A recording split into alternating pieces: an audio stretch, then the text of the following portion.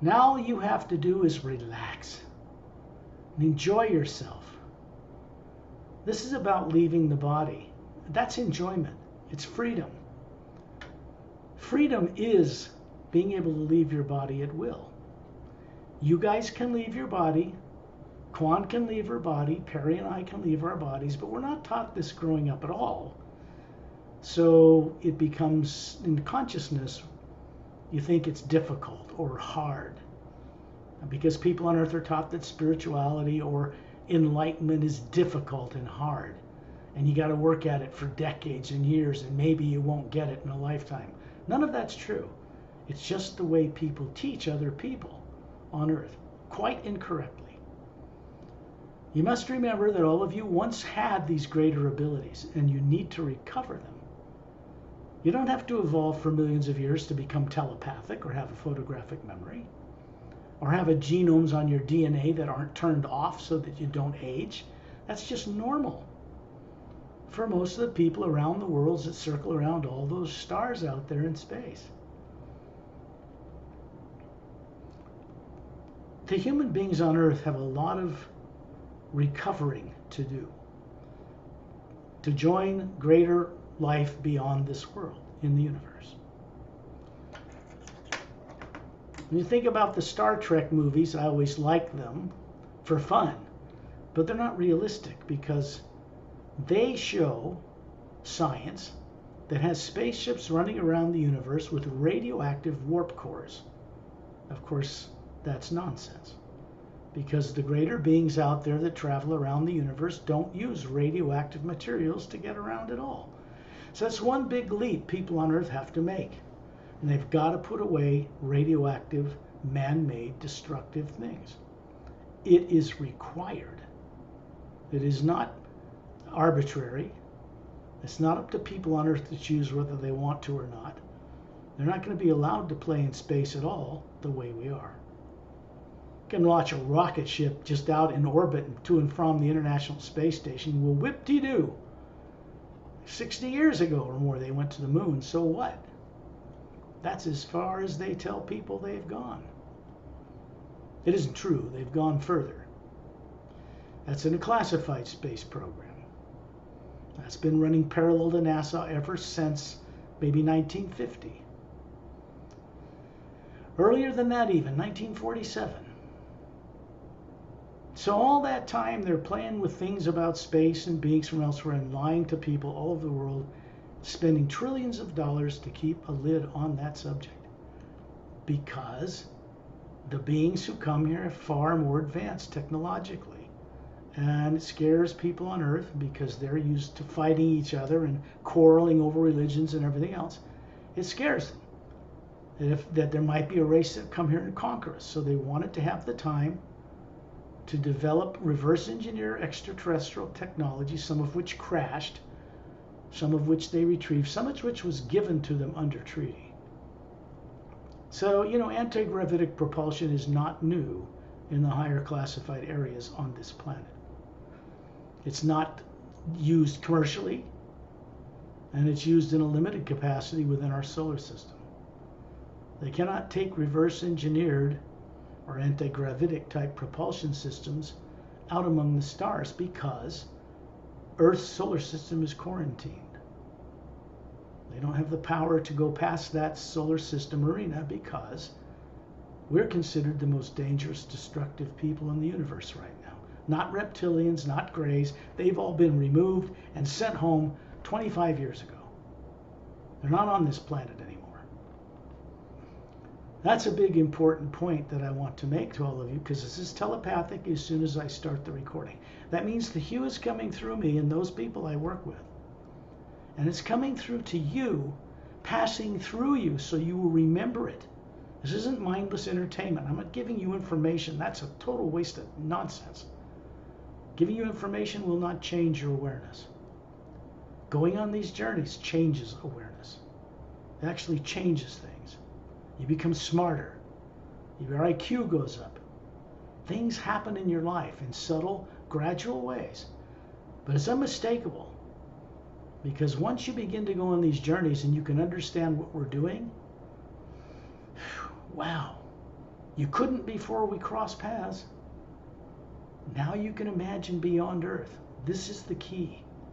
The most important key there is to be able to embrace life beyond this one little tiny planet. To be free in consciousness and aware and awake, spiritually and technologically, a planetary group of people have to know life out in the multidimensional creation, and they have to work with it in a respectful way. People on Earth don't even do that with their neighbor across the street. So we're not going to be allowed to play with those other beings until we get kind of fixed, corrected. That's really important. I have to share with all of you that when we go on these journeys, there is an ongoing implantation and negative subconscious program thing going on continuously. When you get rid of secondary implants and you even get to see what's in a primary implant that puts you on Earth with no memory, there's much more that goes on beyond that. These journeys take us far beyond Earth. And when we do that, it helps for you to remember how to see, picture, imagine other worlds and other doorways and interdimensional portals and higher dimensions, masterful beings, the Galactic Alliance and its personnel. We start to become familiar with the fellow beings in the universe again. We're just born ignorant, kept ignorant. And because of your own courage, all of you here in this little journey, you stepped forward when this hue crossed your path, and even reluctantly you stepped forward, which means you've always had mastery over any form of negative thing, negative being, or negative technology. But you have been manipulated, perverted, twisted, killed sometimes, forced to doubt and fear your own confidence in this way. And it's natural and normal for an Atma to travel the universe. While the body's in the sleep state, that's what it's for. The body goes to sleep, it's run on automatic so you can go play in the universe. That's all it is to it. When your body stops working or dies or an elephant sits on your head or something like that, and you're suddenly gone, the only thing that survives, of course, isn't the body, it's you. And then you have to deal with life, whether you like it or not.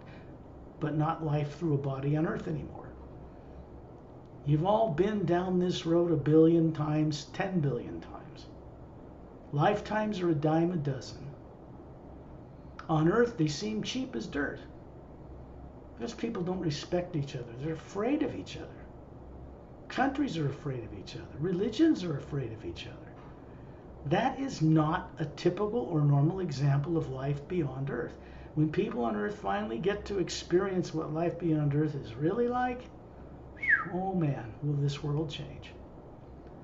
So one of the things we do is set the groundwork. We begin to ground a channel of the Hue expansion ray into this planet. The first 2 places it was grounded to come into this Earth was through Norway and Finland. Now, I won't go into details about that more, except they're NATO allies of the U.S. They're not enemies. And there's a strong presence there. There's always been a strong extraterrestrial presence there. So it had to be grounded. It wasn't for popularity. It wasn't done for worldwide fame and fortune. It was just done.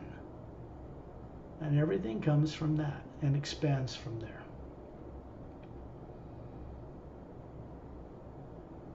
The first thing we do on these journeys is send out the Hue 5 times. What happens when we do this is it turns on a doorway, like pushing a button on a computer. It opens a certain channel in the pineal gland in the center of the human brain. This is what it does. This is all that it does. The first sound behind creation, which is produced with vocal cords or silently in your mind, as Hue, first half of the word human, has a corresponding vibration it links with that is actually that sound running through the whole physical universe, supporting it.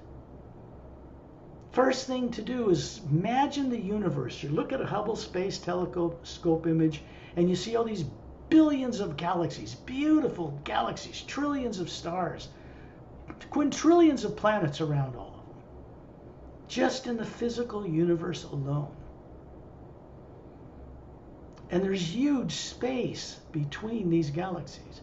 And that area that appears black or dark blue in images you see of galaxies, time-lapse photography and all that, isn't black at all. It's just human eyes on Earth can't see it. So it appears dark. But in reality, to the Atma, where we're going, it's a brilliant white golden light. All that area between stars and planets and moons and suns, it's a brilliant, luminous, living power. What certain classified people call zero-point or toroidal energy, the energy of the universe. That energy is not nuclear, it's not atomic, there's no molecules, no atoms in it. It is energy, but not as it's understood on Earth. And us, all of us, as spherical beings, round, what people on Earth call soul, don't know what it is, are comprised or made of this very same energy from Source. So when we travel, we're actually traveling as an Atma in that omnipresent living power. And we can go anywhere in it because it's not physical matter. It doesn't have the laws of physics resisting it. It doesn't have any laws of nature that make it slow. There's no black holes that you can get caught in. As an Atma, we move up and beyond and through matter effortlessly because it's our nature. When we go out of the body every night, if we put the body to sleep, we are out in the universe somewhere. Most people probably go to the next heaven or astral plane. There's just as much negative stuff going on there as there is in the physical world. It's not a very high heaven, let's put it that way. There's a causal plane above that, and a mental plane above that, and an etheric plane above that. Then there's the void that Buddhists know, and then there's much more beyond that. The Hue Expansion Ray Academy exists above the top of Satnam's realm. That is the Atma plane. That's at the top of the void. Many people think the void is the realm of the Supreme Being, so they go no further. It isn't. It is pure hue. There's no negative nature in it. But it's a huge area, bigger than all the universes and the galaxies in the physical universe. And you have to have the light and sound and the awareness to traverse that void, to get to the other side. Because above it, the first realm of the higher heavens is the Atma plane, where Satnam dwells. And then it goes up from there. There's the 6th, 7th, 8th, 9th, 10th, 11th, 12th. And that keeps on going.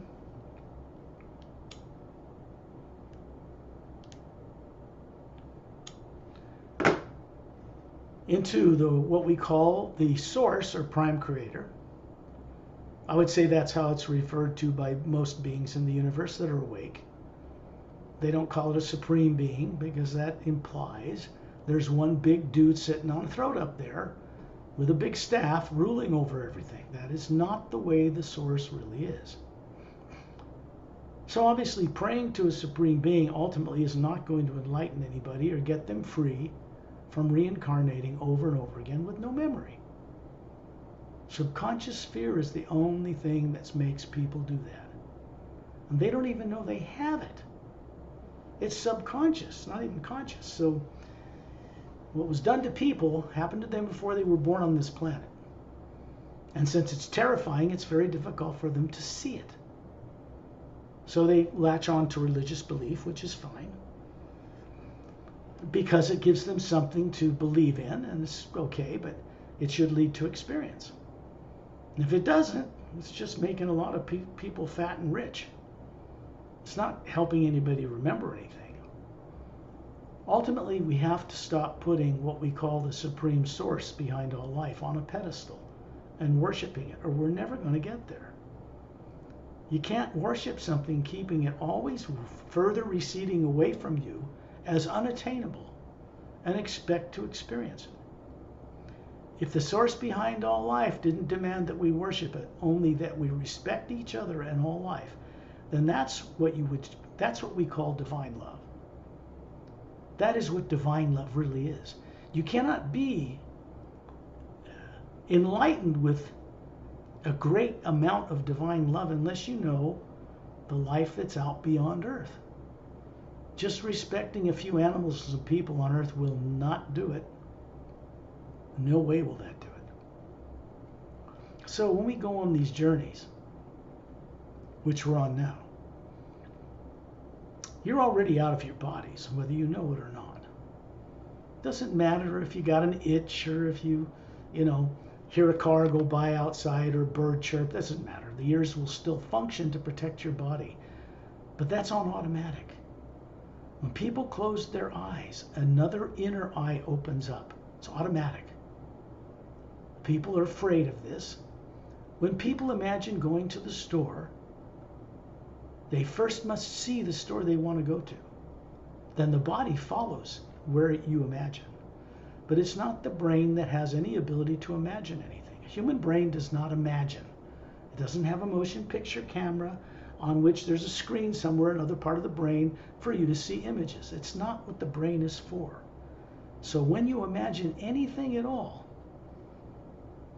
you're actually seeing it from the Atma. And that's what we're doing on these journeys. When we imagine where we go, I'm not talking about making up fantasy. We're actually out there seeing the things that we explore, going into the dimensions we go into, meeting beings that travel in craft from very far away in spaceships to this solar system. They partake and are part of keeping your fears turned off for these journeys. Shantiel and Tonaltiel and Dantium and Lamtium are two sets of couples, Galactic Alliance couples, that this work has introduced to a number of people on Earth. They are much, much older in years than Earth people live. Their bodies don't age like people on Earth because their science and their understanding of life is much greater.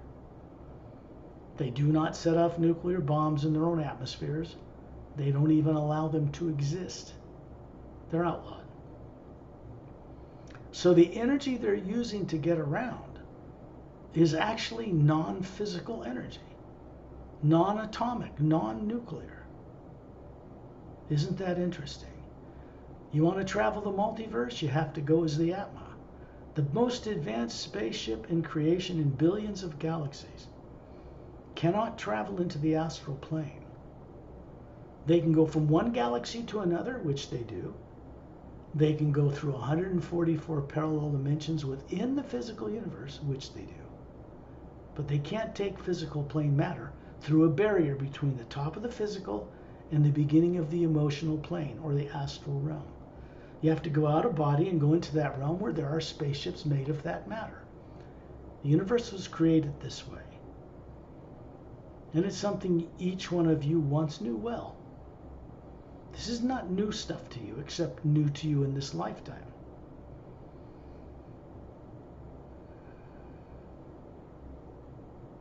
We'll send out the hue together on 5 different tone levels. We'll open this door.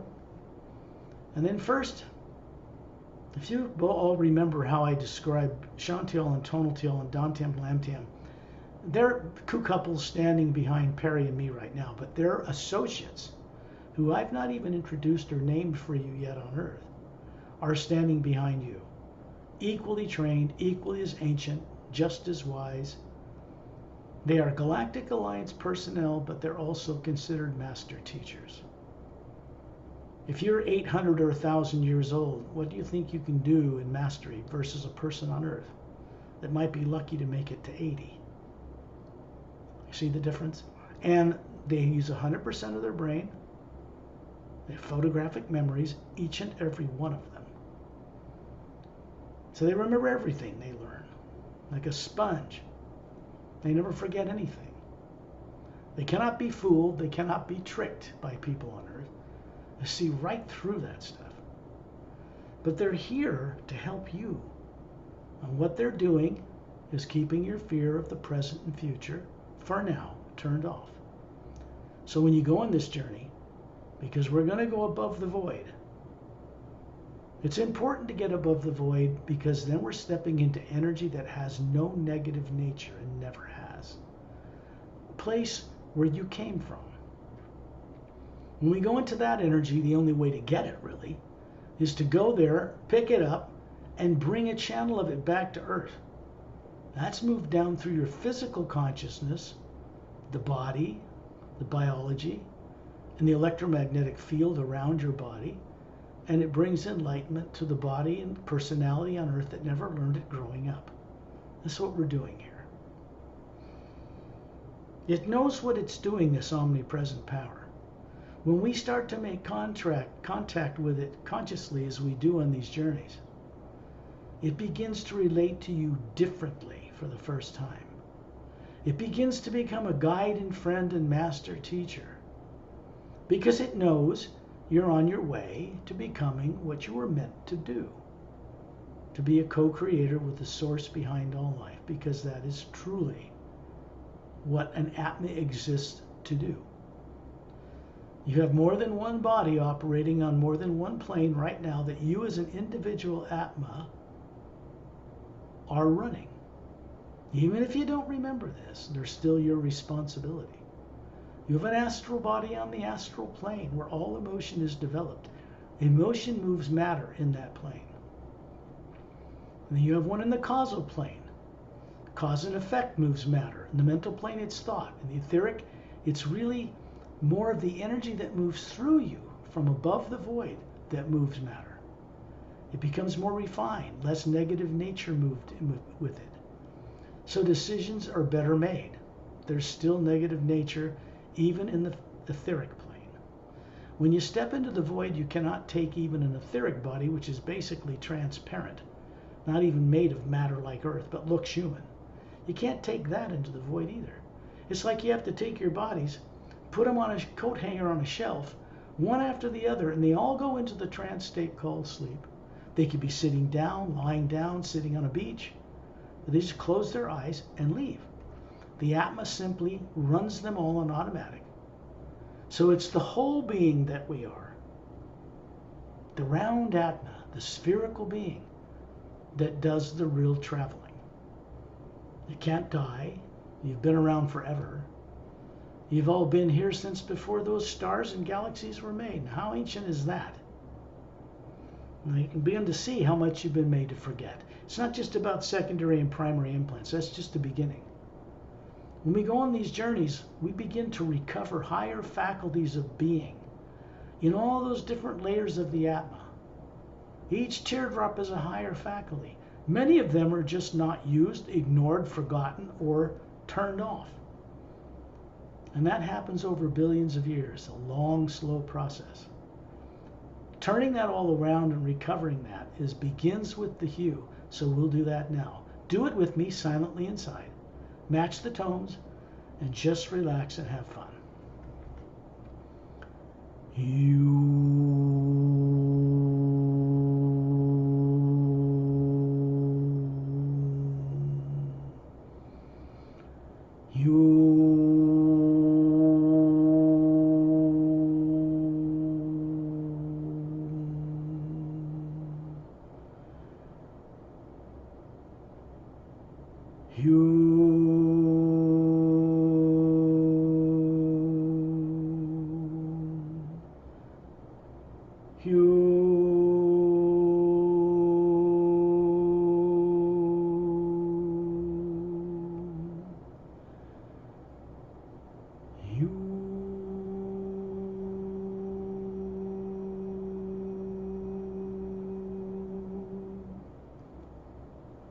What is it that you're saying to the source behind all life when you send out the round, whole hue tone?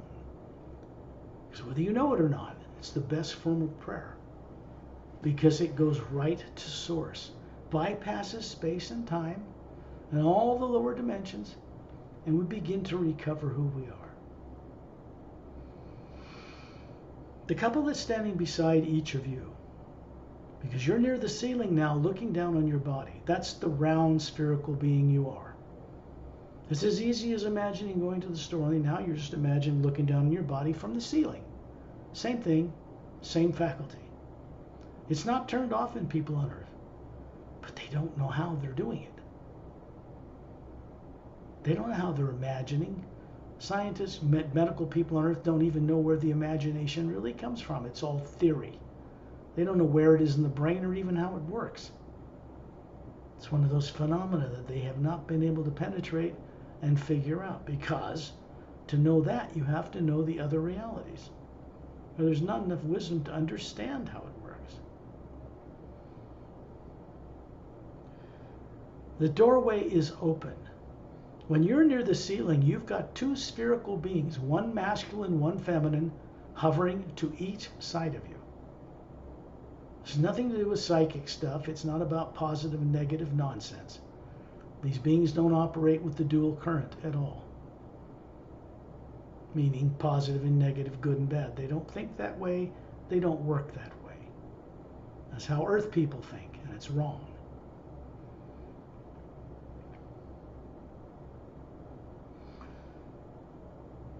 You are projecting a body that looks to be about 36 years of age, young adult male, if you're a male, but it's perfectly handsome, flawless. If you're a female, it's perfectly beautiful, gorgeous, nicely dressed, trim, forever youthful. Now, this is not a physical form, but it looks physical. It's what we show each other to identify ourselves when we're out of body. This is where the whole human idea came from. But the body form that looks human, that's dressed, that we show to each other, is not a genetic physical body like you have on Earth. It is a projection, a way of saying hi, from the white core of the being you are as a spherical Atma. And you look just like the couple next to you, about the same age. Isn't that interesting? They're simply keeping subconscious negative stuff turned off for the journey. It's what they do. They don't charge money for it. They don't even use money. They're not even on Earth. When they come and stand beside you near the ceiling, they have a body on the Emerald Star Cruiser stationed in the ice rings that circle the planet Saturn. They're sitting in a lounge chair, egg-shaped blue cushion chair, with their feet on plush blue carpet in front of oval blue glass top tables, and their heads to their chest, male and female, and they're out of their bodies. They're hovering beside you. Doesn't take them any more than an instant to get from where they are on that ship to going with you on the journey and helping out. Consider it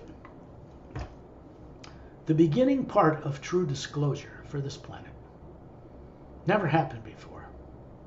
These beings didn't hover around anybody before. They had to go through a change first, out in space, to be motivated to ever even intervene in Earth at all. This is good because that's already done. That's happened. I could say that the Hue expansion ray is a type of omnipresent pure energy moving within the existing pure omnipresent living force that is behind and supporting the entire creation. That energy is capable of removing negative subconscious fears and blocks, but only if it has something to replace it with. So it replaces it with the wisdom that comes from master teachers and higher realities, and it gets imparted to you, so you become wiser and more capable on a planet as negatively impacted as the atmosphere of Earth is. It's like walking like a light bulb in a dark room. But no one can see the light bulb because they'd probably fear it and shoot at it. So it's like walking through a darkness but not being touched by that darkness. This is what you're learning to do. Or rediscovering it, plus acquiring new skills. So they're very jolly people. It's very uplifting for them to turn off negative stuff that you don't even know you have. They just do it. It's effortless for them. They know exactly what they're doing.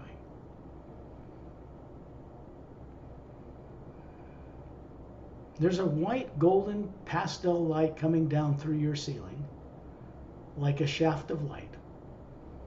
Very gentle, it moves right through all three of you, down through your physical sleeping body, out into the big electromagnetic field aura that surrounds your physical body, and then it goes right out through the walls of your house and into Earth's atmosphere. This is continuous. It never stops.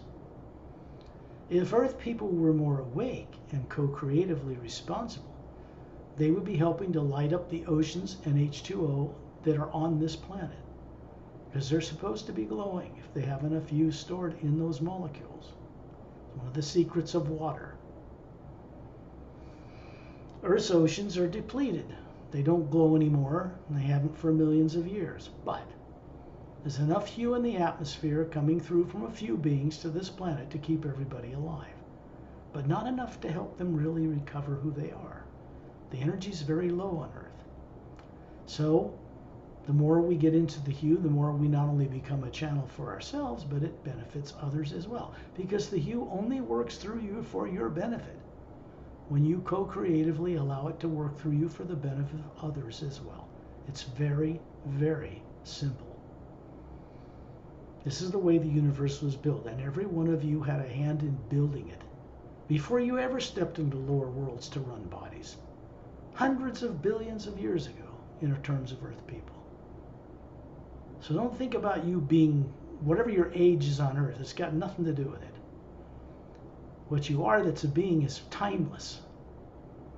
What we are as beings is beyond time and space, and we're still beyond time and space. We never left, in a sense, the source behind all life, because the source behind all life, in the form of omnipresent living sound and light, still supports the whole creation. It does it from a source center. We all come from that source center. We all are guided and encouraged to return to that source center, to receive a gracious welcome home. When we do that, it begins to change everything.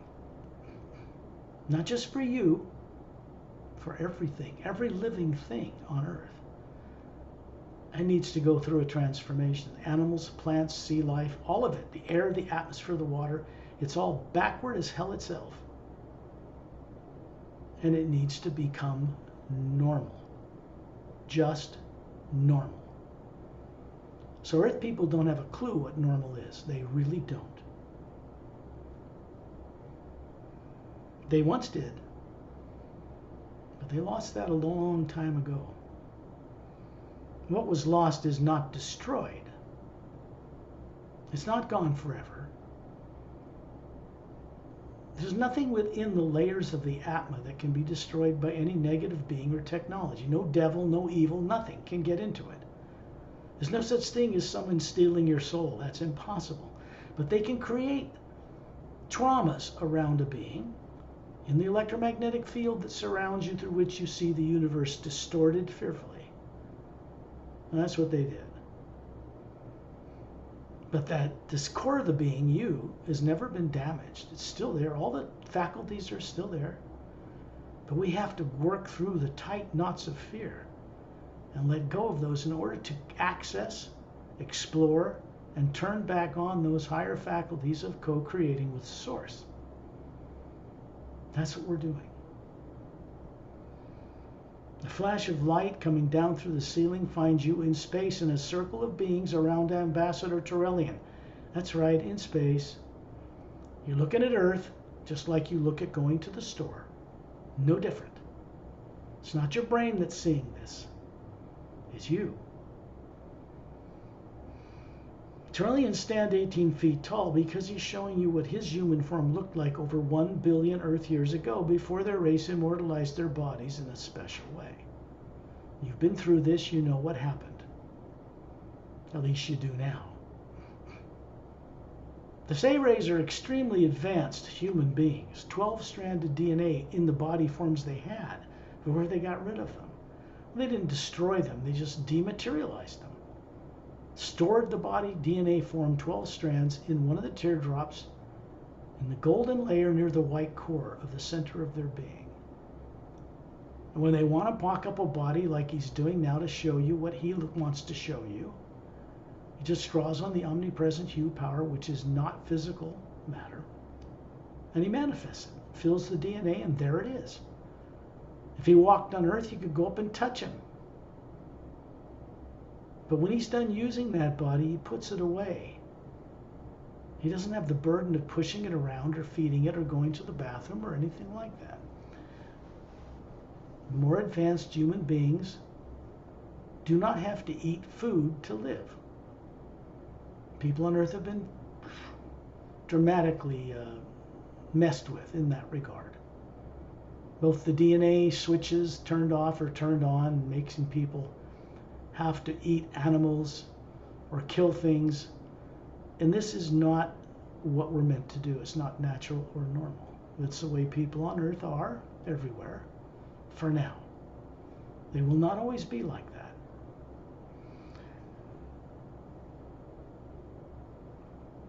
The reason animals are the way they are on Earth today is because of the people on the planet. The universal principle is simple. Lower life forms, which you would consider a mammal or a cow or a cat or a dog or a whale or anything like that, have to follow the way the superior race or species is on a planet. Since people are at each other's throats, destroying everything and each other in fear all the time, animals behave the way humans mistreat them, the way they misteach them. This is the way it works. So, as human beings wake up, animals also wake up. Normal animals on other planets have vocal cords. You can talk with them. They have atmas running them. People on those worlds don't slaughter them and kill them. You wouldn't do that if you could talk to your dog or cat, would you? See, that's normal. Earth's got a lot of growing up to do. The good news is that process has begun in a new way that was never expected in all of creation. Something new came into creation in the upper realities that was brought down into the lower worlds. This is what we call the Hue expansion ray. It's an expansion upon the original sound of what people call divine spirit. It is a wisdom flowing through it that only works one way. So out in space you see Turelian, and above him a big, beautiful, spherical Atma hovering above it, which is the real Turelian. And then you realize you're all standing in a circle, clear around this circle, and there are master teachers between each one of you. Ramu, with his staff and his maroon robe, is standing over closer to Earth. There's an Atma above him. He's stationed on Earth, but in a higher parallel dimension on Earth. There's Opelum on the other side of the circle away from Earth to my right. Pari's to my left. You three are around this circle, and there are master teachers standing beside you. The couple that goes with you on the journey, and others. So Opelum, with his jet black hair and pale blue skin and emerald green eyes, Galactic Alliance uniform, standing out in space opposite of Ramu. These are the beings that volunteer to go on the journeys and help you make advances. Up above, Turelian are Etta and Din. They're Drens from the Oceanian planet where Opelum comes from. They're not human. Cuter than heck, courageous to a fault, 3 feet long. Their tails glow like crystal opal in bright sunlight, and they can fly in the air. They have antigravitic biologic propulsion systems. They're one of the few races ever found that evolved with the ability to defy gravity. Not like a bird, they don't have wings. They're silica-based, not carbon-based like humans. These two are considered master teachers. They like human beings. You can find out more about that relationship in the Emerald Doorway with Captain Calum and Melina and Etta and Din. I first met them 100,000 years ago, before the last polar flip that destroyed Lemuria and colony continent at the time, 2/3 its size, people call Atlantis. The popular Atlantis that was sung about and brought into the awareness of people on Earth was an island that existed 35,000 years ago before it was destroyed through the misuse of science. They aren't the same thing.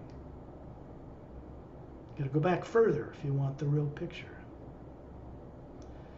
There's an asteroid field circling in the orbit of a planet between Mars and Jupiter right now at high speed, just like a planet around the sun.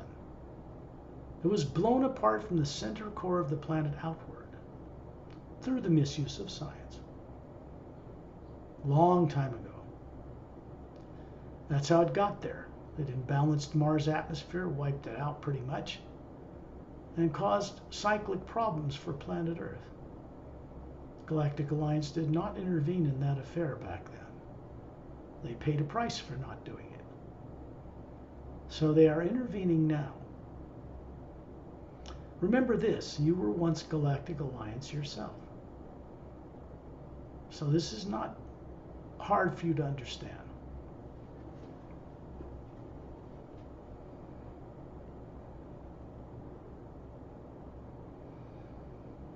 When we go on these journeys now, we intend to go to the void and higher. And for one purpose, to gather up energy that has no negative opposites, that only creates constructive, uplifting, benevolent things. And then we bring it back with us to Earth upon our return. Trellian's thumbs with his closed fists are out in front of him. There's about a foot wide golden light around him, brighter than the hue in space that we can see. White golden light everywhere. It's not black or dark blue. And all the suns in our galaxy, blue and giant blue ones and red dwarfs and red giants. Yellow suns 1,000,000 times bigger than Earth. Most of those suns in our galaxy are binary or trinary star systems. That meaning 2 suns revolving around each other, or 3. Earth is like one of the more rare single sun solar systems. So you need to understand this, because there's an effect on whether or not planets have ice caps or not. It affects the genetic growth and evolution of beings. So the beings out there in those trinary star systems are much more evolved as human beings, 4-stranded DNA instead of 2. Out here, truth cannot be kept from you. You once had a 4-stranded DNA body and lost it long ago. The 2-stranded DNA bodies people have on Earth are not normal. Certain things were stripped away and perverted and twisted long ago. People were put here, compulsively made to reincarnate with no memory. This is the thing people are terrorized to face. And nevertheless, it's the truth.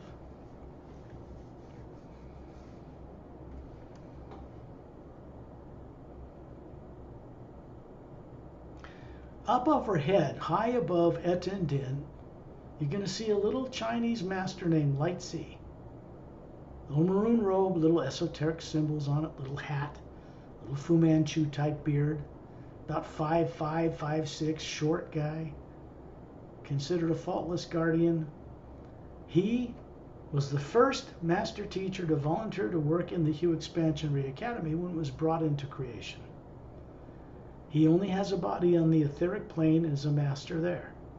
Doesn't have a mental body, causal, astral, or physical body.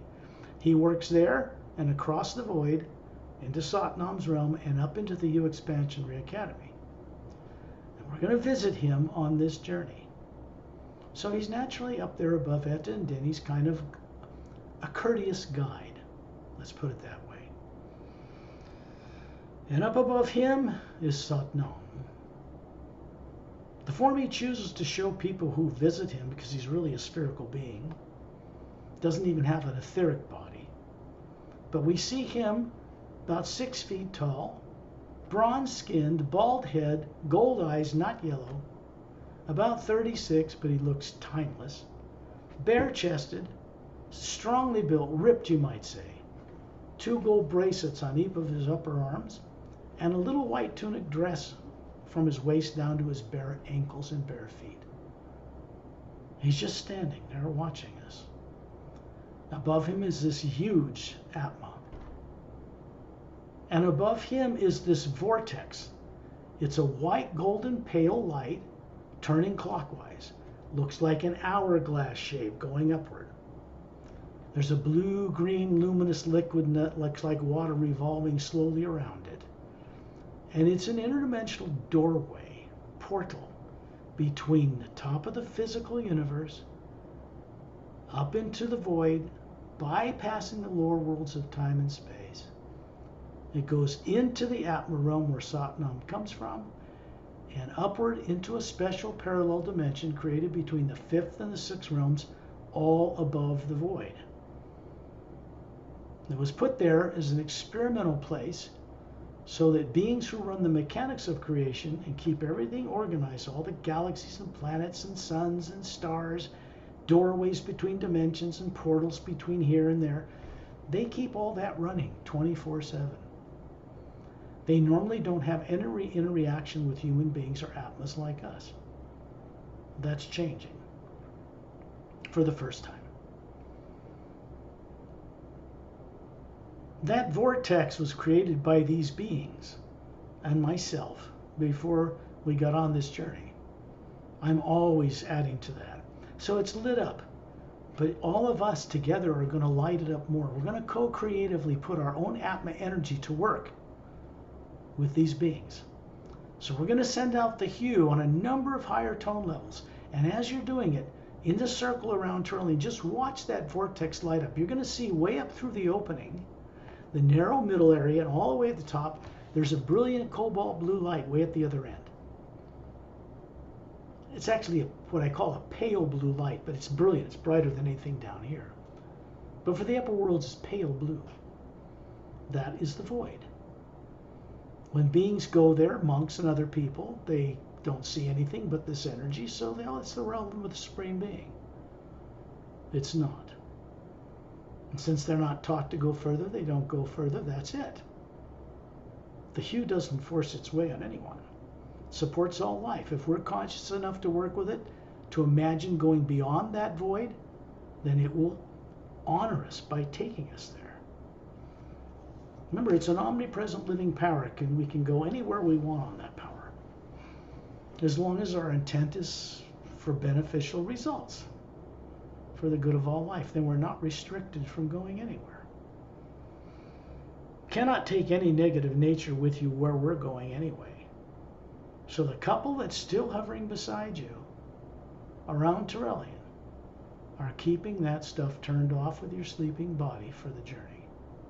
This is what they do. I'm going to send out the hue tones. Be aware that you are in the hue surrounding you everywhere. It's not dark blue or black, it's a white golden light, and you can see all the stars of our galaxy clear as day, floating in this other energy.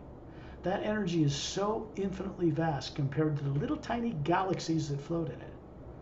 That's the omnipresent living power, zero-point toroidal energy, the energy of the universe. The most advanced races have to work with that energy that has no nuclear nature to it in order to get around the universe. That's what powers their ships.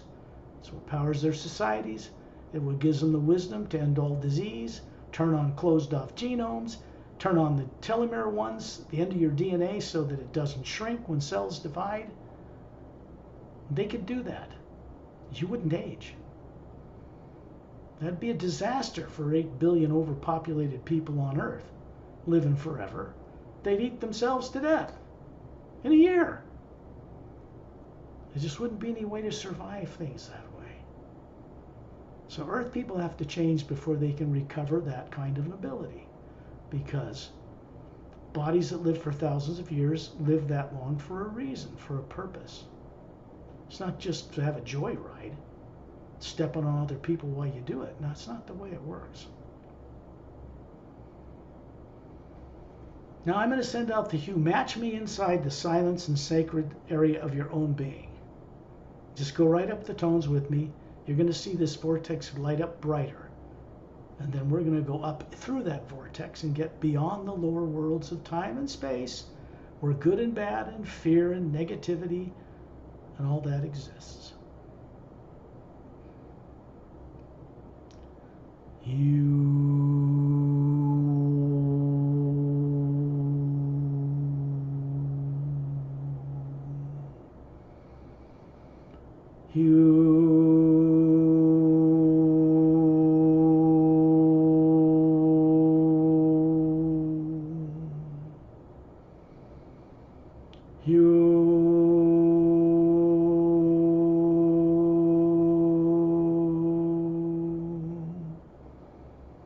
Remember, these masterful beings are doing this with us right now.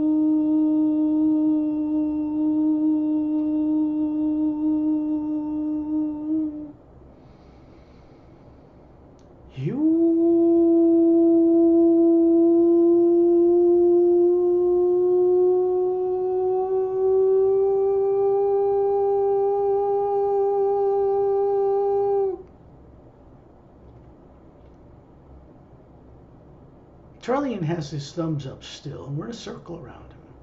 He smiles at each one of you, turns individually and just looks in your eyes, gives you a little quirky little grin. Just let you know he knows what he's doing. He serves as a central focal point for these journeys because he's not from Earth, didn't get born on Earth, doesn't have a subconscious mind, does not work with fear or negative things, etc. You see a brighter flash of light from the foot-wide circle of golden light around it. It's a brighter form of the hue. You can see it coming down through the vortex, through Satnam, Etten, Din, Light Sea, down into Trillian, out his thumbs, and he's creating an oval, transparent field of energy around us, like the hull of a spaceship. It's energy from the worlds above the void. So we're traveling inside that energy to get to where that energy comes from. If that makes sense, it should. The hue is one power, but it's divided into many different levels to support many different creations or dimensions or planes. Each one in the lower worlds vibrates at a different molecular time rate. Means all the matter in that parallel dimension, say in the physical, vibrates at the same molecular time rate. So everything in it sees and knows everything else. You go to the next parallel dimension, vibrates at a slightly higher time rate. Advanced craft and beings can move between those parallels in craft, or they can do it out of body like we're doing it.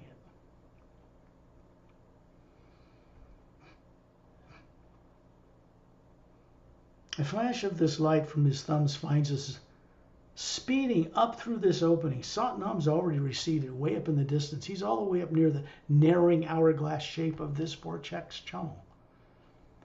The blue-green energy around it is a shield. It prevents anything from those lower dimensions from entering this journey. They can't approach it. They can't even see it. There's no threat. The energy of the vortex is made of energy that has absolute mastery over everything and everyone in the lower dimensions of time and space. We're supposed to be like that. And we're suddenly shot up right through the middle of this vortex, and we stop in the middle, and you look out through the transparent walls of this energy. And you notice there are levels upon levels upon levels upon levels of galaxies.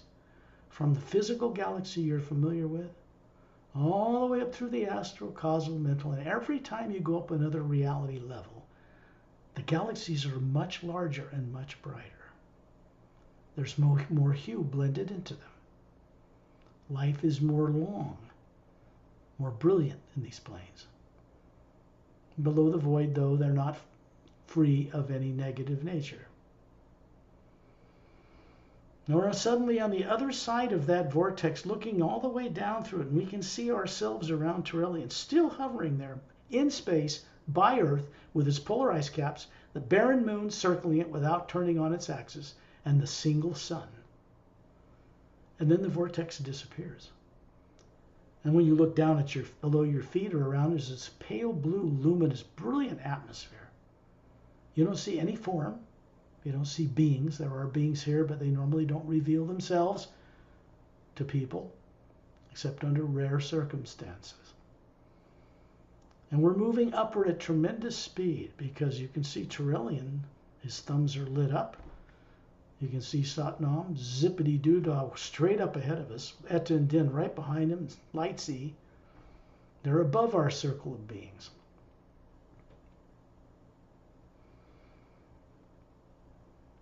And then you begin to see way up in the distance a bright, brilliant white speck of light.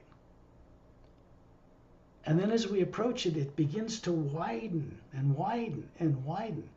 What we're doing is approaching the shoreline of a mystic realm.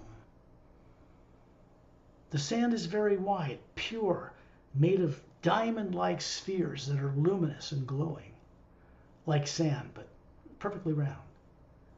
And they extend to the left and the right as far as the eye can see, and way in the distance you can see it curves in on itself, implying that this shoreline circles a massive circular floating landmass.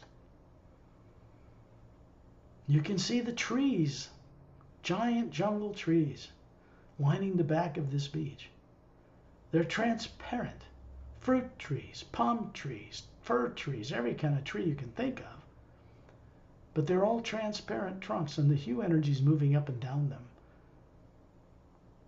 Hovering above them are these birds about a foot long, look like a blue jay. Long V-shaped split tails, beautiful rainbow-colored feathers, just millions of colors blended beautifully. Big blue eyes.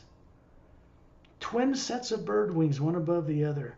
And they're hovering up out of these trees and lining up in rows in front of the few of us. There's over 100 other people here with us on this journey, by the way, besides the couple that are standing guard over you and helping you. They are people who teach in the Hue Expansionary Academy and choose to go on these journeys with us to get back there to run a period of time up there, and then they return. Others take their place.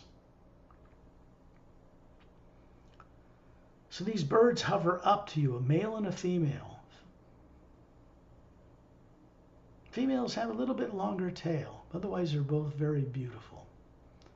And then they begin to sing. They're hovering about a foot in front of your face. Big, beautiful Atma, much bigger than us, hovering above them. And they're singing the hue. They have vocal cords. It's coming out of them like the most beautiful male and female voices with perfect harmonies. They're singing the hue on multiple levels. And what they're really doing, you can see the energy move out of their mouths. And it goes into the void below us, behind us. They're actually maintaining the void in this way. Beings actually maintain creation. These are beings who are more like silent mentors. They work for the silent mentors. Okay, so they work for Satnam, and they're just in their part stationed throughout the universe. They're also stationed on planets in the physical universe, these same birds. The prototype was designed in the mental plane, but the original form came from here. We begin to understand how things work.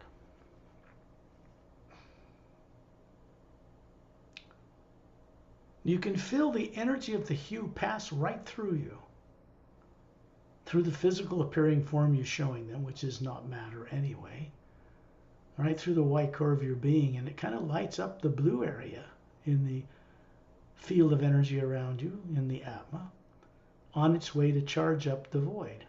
Why not? Why not have it pass through you first for your benefit on its way to benefit the void? Good idea. Call this the law of economy. And the birds go about their business and fly back down in the trees and sing and having a happy time. We're moving over the top of the trees. You see Satnam and Turelian with us in a circle following him. And he's going over the top of the trees. In the distance, you can see a diagonal, snow-covered blue stone mountain range. And down below us, we stop and you can see there is a 100-foot in diameter white stone floor cut into a jungle setting. There are concentrically widening circles of botanical plants flowering about 4 feet high, going out around this white floor. In the center of the floor is a 15 feet in diameter, white like moonstone, like alabaster moonstone, scalloped-edged fountain. There's a statue of Satnam standing in it. You know, the gold bracelets on his upper arms, bare chest, tunic dress from his waist to his bare ankles. And there's a shaft of white golden light coming down into the statue. Satnam's hovering beside it, pointing to it. And you realize that this statue is a portal, a doorway. We can ride it like an elevator. One of many in the Atma plane. You can see a palatial estate made of crystal clear buildings and all kinds of things, and big pillars made of lapis lazuli blue stone in the distance, several miles in the distance. There's foot-thick glowing quartz floors going up between these pillars, and there's a 4-sided golden quartz-capped pyramid roof that it's supporting, and then down the bottom of it, between this big opening, is a throne chair. It's made of blue quartz. It's transparent, smooth, polished edges, no cushion. It's a device. There's a channel of white golden light coming down into it. So I never see Satnam sitting in it. He doesn't sit there like a god on a throne and have people worship him. That's not what he does.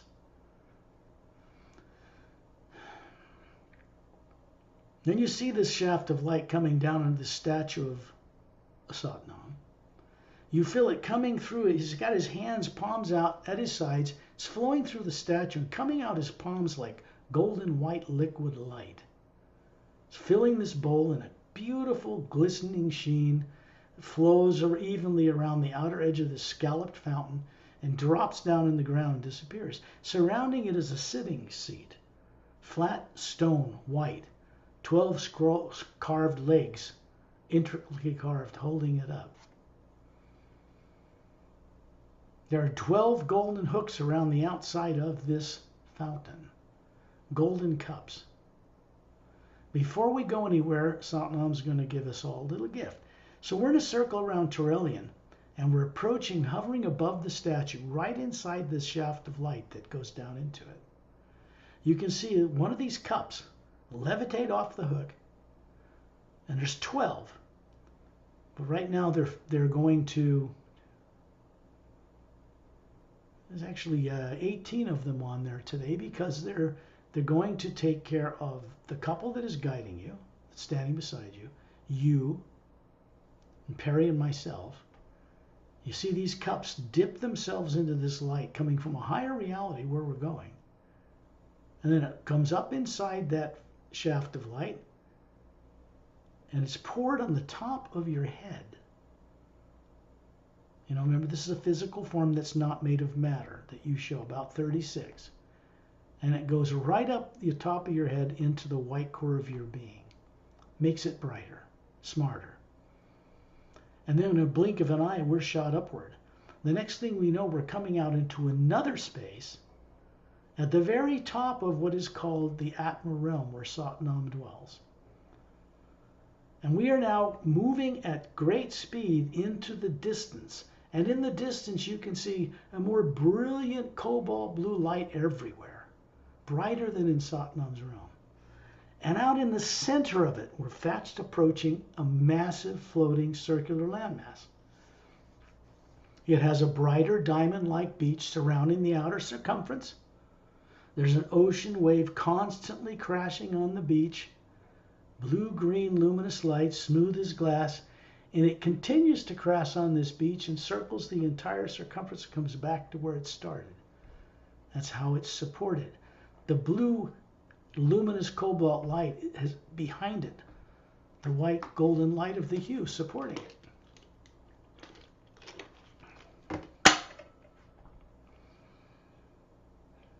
And as we approach this beach and go over the top of the countryside, you can see way off in the center there are 6 snow-covered bluestone mountains circling in the center. The land's very big, it's way in the center. And we come above it and you can look down and see that those 6 mountains circle around or built around or are sitting there around a white island, flat. There's a blue-green luminous light circling the island, and there's a blue glass-like administration tower that comes out the outer circumference of that island, comes way up almost the height of the mountains and becomes a kind of a oval administration area. Then it goes up and continues to a narrower point. That is the Hue Expansion Ray Administration Tower, Academy Tower.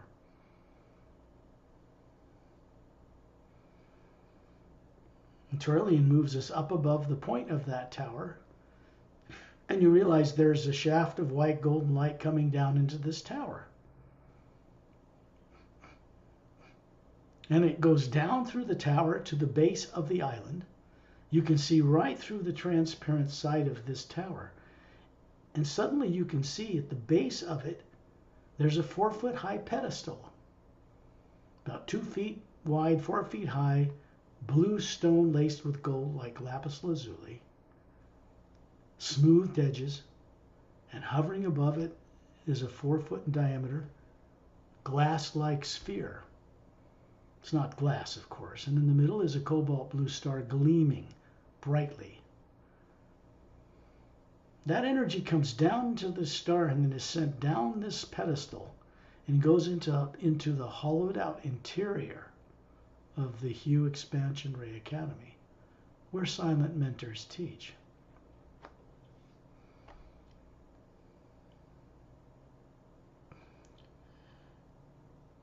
We are directed by Turelian to look out over the horizon. We're way above the tower, remember? You know what the structure of it's like.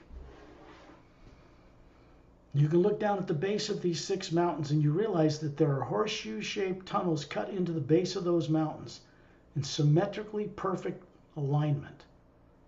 And out of them comes a white stone roadway.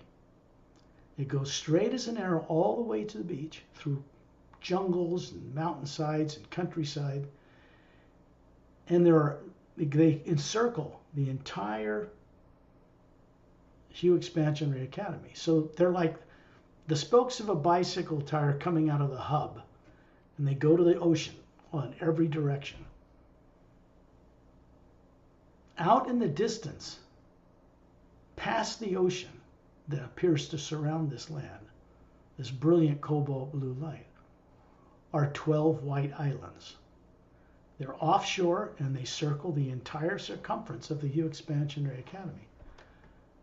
There are 3 golden-sided quartz-capped pyramids in each one with a fountain centered in each side each one. There is a silent mentor couple hovering above the top of these domes that you can see from where we are. It's like you have telephoto lenses for eyes. And what they show you, when you look west to the dome out west, you can see a couple standing there. One has a blue robe on, like a gown. The other has yellow. It's male and female. Long hair to their shoulders. One is gold, one is blue.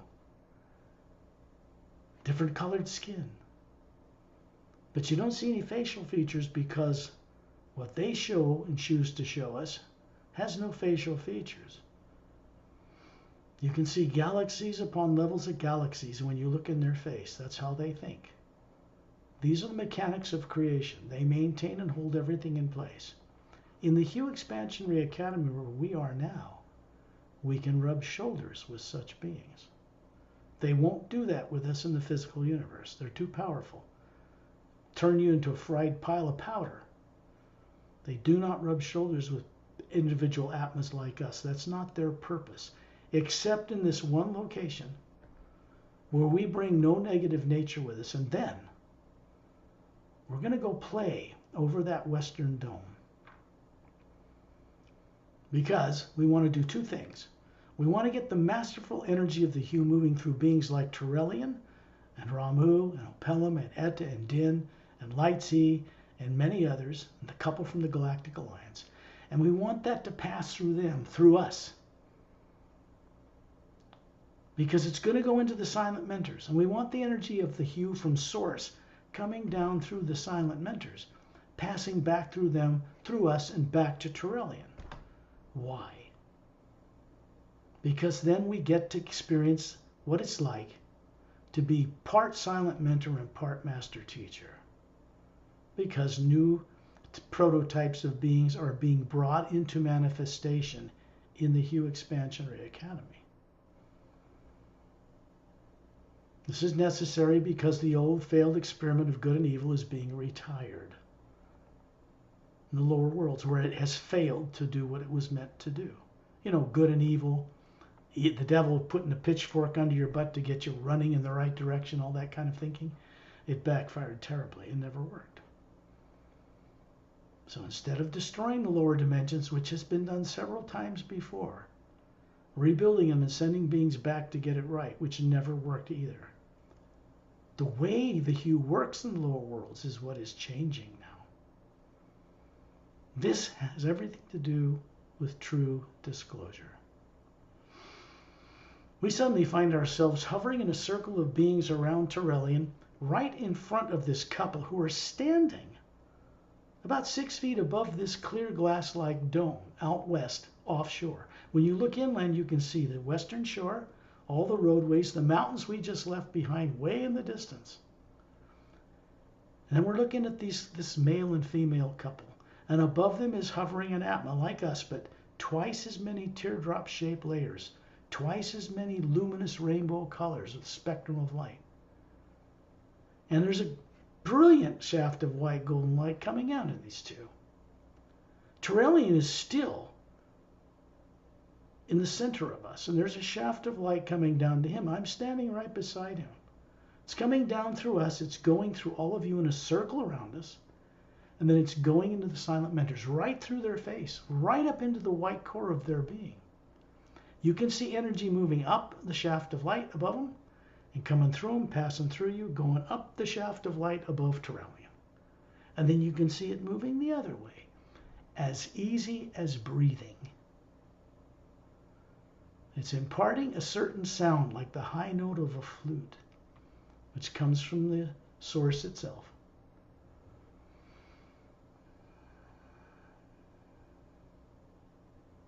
Do you remember that vortex we created, the hourglass-shaped one? When you look up above the silent mentors and us, it's still up there. It's going higher. And we find ourselves in a circle of beings around Turelian with that oval, golden, transparent light around us, like the hull of a spaceship. And this huge sound of a high flute brings us right up through that vortex again. The next thing we know, we're coming out of another opening, many dimensions above this. We're in a fiery realm. There's purple and gold and brown and orange and yellow and red, fiery energy, green and blue, purple and lavender flowing everywhere, coming out of the ground like gargoyles and disappearing. There's nothing solid here. This is what you would call the raw power of eternity that comes from the next stop above here, Source itself. And there's a being approaching us. We are in a circle around Turelian still. This being is massive. He's bigger than anything down below here. Not only does he have layers of teardrops, he's got layers of gold and white light. It's hard to even explain what he's like. That is Ogam Purusha, and he is the ruler or the guardian of this place. And what he does is he channels all this raw power through this one being, different levels and amounts down in the lower worlds. He never stops working. He's there 24/7. And this is what he does. When I first met him, I befriended him. I figured he could use a friend. So we have to get permission from him to go into one other thing. In the background in this fiery light is one solid-looking silver golden tree, massive, taller than any redwood on earth. The trunks are just the size of houses, going down into this light and disappearing below. The top of the tree goes beyond sight. And in the middle of the trunk, behind all these branches, these silver golden needles, is a transparent luminous hue moving up and down the trunk of this tree. It's called the Tree of Life. And he's given us permission, Turelian really, and myself and you, and we find ourselves darting through the branches, through the needles, and as you pass by the needles on each tree, we're going slow enough for you to see that each single needle of this tree, there's a world represented in it. You can see right through the needle and see a world somewhere in the upper and lower worlds of the multiverse. Everything in existence is represented in this Tree of Life. And then we're shut up the middle of the trunk of this tree. When we come out the other end, we are now in what is called the Source or Prime Creator. The sound coming from this is beyond any orchestra on earth. The voices of men and women, millions of them singing the hue. You see these look like stars revolving around a silver golden galaxy, just the only thing that's here, and a cobalt blue atmosphere brighter than anything below surrounding it. Nothing else is here. No planets, no moons, no suns, no stars. And as we pass between individual beings we thought were stars, we recognize them as bigger atmas, orbiting a center. And we're moving through them effortlessly, great space between them. And we come into a void area, about 1/3, 2/3 the way in, and then there's this void. And in the center is a white island. Hovering above it is what looks like an Atma. Doesn't look like a silent mentor. Doesn't look like you or me. Doesn't look like Turelian. It has thousands of layers of color and teardrop layers and a white light core. And we're moving as a group between individual teardrops in this, which is what we call Prime Creator or Source. And there's plenty of space between each teardrop, and we suddenly find ourselves as a group of beings with the white core of our being hovering inside this white core of this other presence. And the energy of the white core is identical to the energy of the white core in us. There's no difference whatsoever.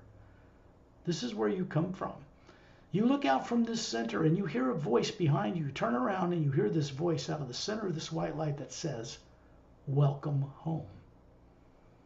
It sounds like a big, deep baritone voice, but it's mixed with this angelic, feminine quality of a voice too. It's not an individual. It's a nexus. It's a point at which all atmas and all creation that make up what you call the Supreme Being is connected together. So there's a presence. You can speak with it. It can recognize you. And so when we come home here, we're bringing all change that's possible back with us at the end of this journey. You look out as we move back, and Turelian's moving us out of this center. So we're in this void area at the center. And then there's all these stars revolving around it, which we know are beings, like silent mentors. And as we pass through them, you recognize something. You recognize that you're one of them and never left here, which means you're still there, part of you. Each Atma is multidimensional capable. It can run many bodies and many levels. You run 5 in the lower worlds of time and space. There's a flash of light, and we find ourselves coming out of another trunk, transparent trunk of a tree. And as we come out of it, it's a giant, giant silver golden tree, like the bigger one, but smaller. And we are coming out of it and hovering in a group around Tyrolean above a foot-thick golden glowing quartz floor inside a gigantic golden-sided pyramid with a quartz cap. Top of this tree just touches the inside point of this pyramid. And standing on the ground by us with his right hand up is Light Z, a little Chinese guy. He is the custodian or caretaker or guardian teacher of this facility. It is also called the Tree of Life. And these two are connected. This one is in the Hue Expansion Ray Academy. It is located in the first right turn down the Western Roadway as the first teaching facility. In a clearing. And Light C is showing you worlds upon worlds without end, because you can see that every single thing in existence in the lower worlds, through the void, through Satnam's realm, down in the etheric, mental, causal, astral, physical worlds, all the galaxies of time and space, is represented in one of the needles on one of the branches in this tree.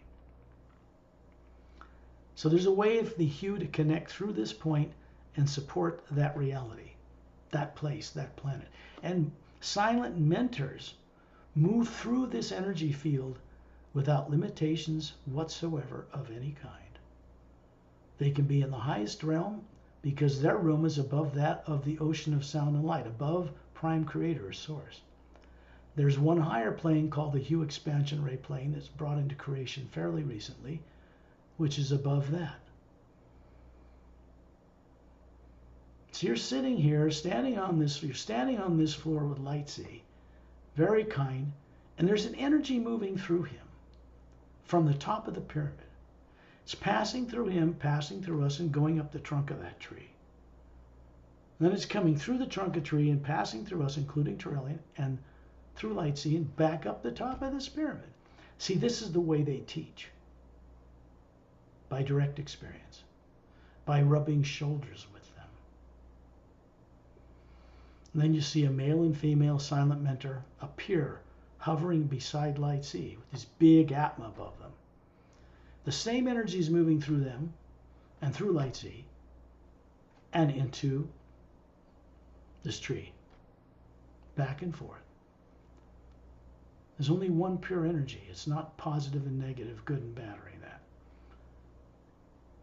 And then we find ourselves hovering in space around Tyrolean, back by Earth. You can see the polar ice caps, the barren moon with no atmosphere, doesn't turn on its axis as it orbits the planet, the sun in the distance, the hue all around us. And then you look down and find your feet wiggling in emerald green glowing sand. You go, where the hell am I? You are now standing on the southern point of a massive continent that extends from the left to the right hemisphere in the third higher parallel dimension of the physical universe, where there is an Earth. That continent is Lemriel. Not the one that sank when the poles flipped in the world you know of. This one never did that. Another continent 2/3 its size. On the other side, you can see this all from this beach. That's Atla. There are few beings that live or work here. Silent mentors, Galactic Alliance personnel, master teachers.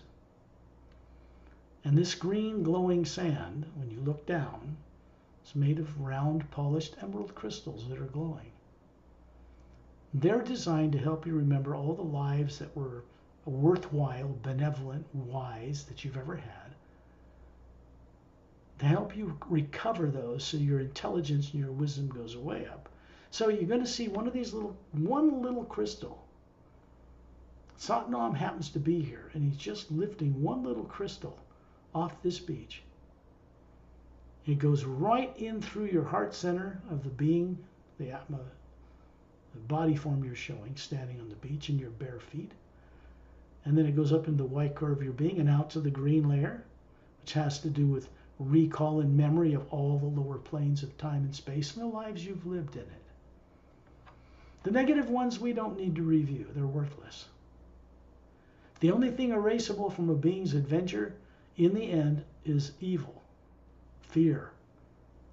Any form of fear is erasable. Nothing else is. Then you find yourself hovering near the ceiling with this couple still beside you, looking down on your body in the trance state we call sleep. There's a white golden light coming down through the roof, still passing through you, through this couple, through your body, goes out through the walls of your house, into 3 pyramids stationed on Earth right now, 2 at the bottom of Earth's deepest oceans, one in the Atlantic, one in the Pacific.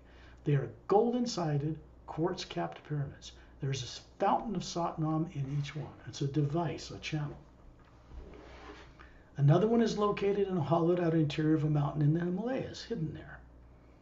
They beam this energy we just brought back through Earth's atmosphere. And it goes out to a bigger pyramid stationed between 2 stable asteroids in the asteroid field between Mars and Jupiter.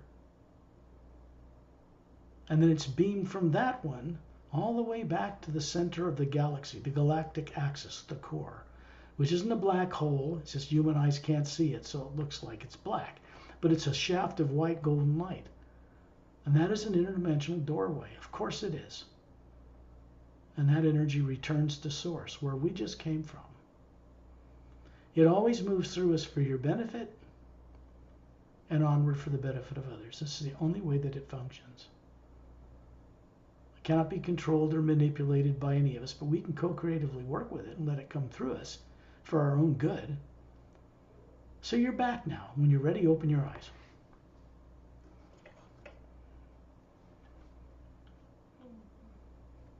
Each journey has a different point of connections.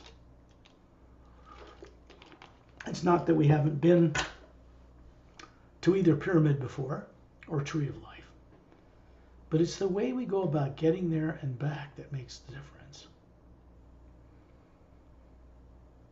Any of you have any questions after this journey? You'll want to review it later, but I would suggest you do it for fun. In other words, a couple of days, play it back, but then, have fun with it. Take some notes, listen closely. You're going to discover a lot more happened in this journey than you remember right now in your earth body, because the earth body you're waking up hasn't yet had that all transferred into it and through it, but that will take place. And then you'll be smarter here on earth. It's your adventure, your journey. We're bringing back source energy with us to where we live, but it can't do otherwise. So I will shut this recording, call it closed, but we can still chat.